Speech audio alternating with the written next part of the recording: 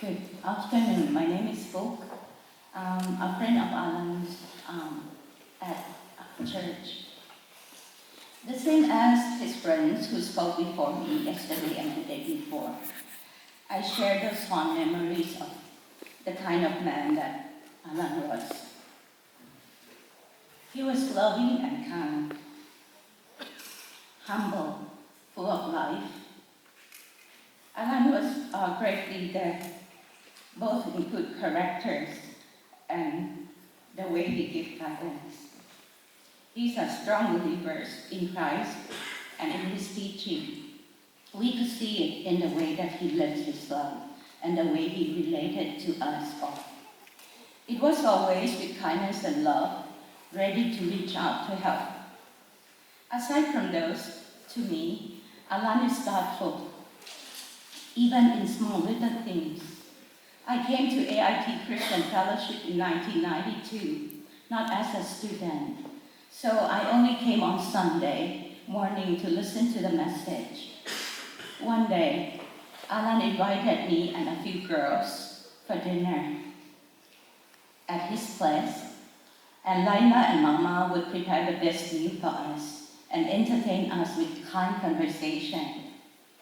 From that, I developed a good relationship not only with Alan, but also with those girls who has become my friends, even best friend. All those kind of legacy of friendships continue. I have friends to talk to study the Bible with, and to pray with. And those are the kind of legacy that Alan and Laila and the whole family started in us. Alan's thoughtfulness includes gifts and food that Laila would tell him to get for me. And I believe that for many of you also. And this inspired me to want to do the same for others too. Alan was also a good leader, always led with a sense of respect for others' opinion. In our church, Alan was one of the elders even before I came. There are sets of officers working and taking responsibilities in church. It could be setting up the room for Sunday and cleaning up, a librarian taking care of our small library and books, or inviting speakers for Sundays and Friday Bible study. We have officers meeting once a month on Thursday night, and you can imagine how many meetings Alan had attended since the 80s.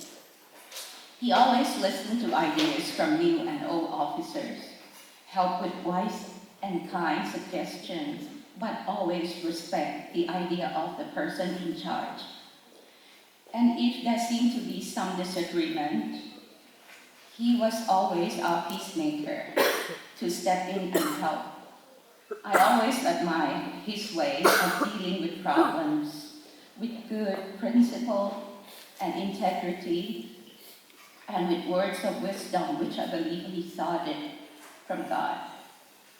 Another thing I love about Alan is the way he showed respect to my country, Thailand.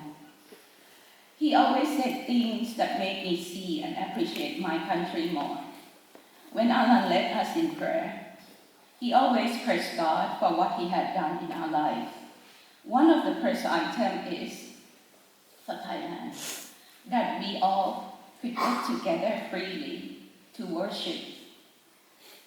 In many occasions, I heard Alan tell visitors or newcomers that this is the country that seems to make people from different races living together in peace, live well, no discrimination between the Chinese and Thai and other races.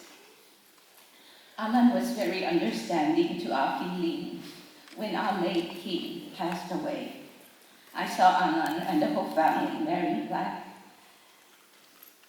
For foreigners, it's understandable if you won't do it. But knowing Alan, I think he did it for his Thai friends and other Thai people that he might pass by in the BTS or when he traveled to work and here. Just to show respect and be sensitive to our loss. I will surely miss Alan, his love, his wise word, his prayers, and everything about him.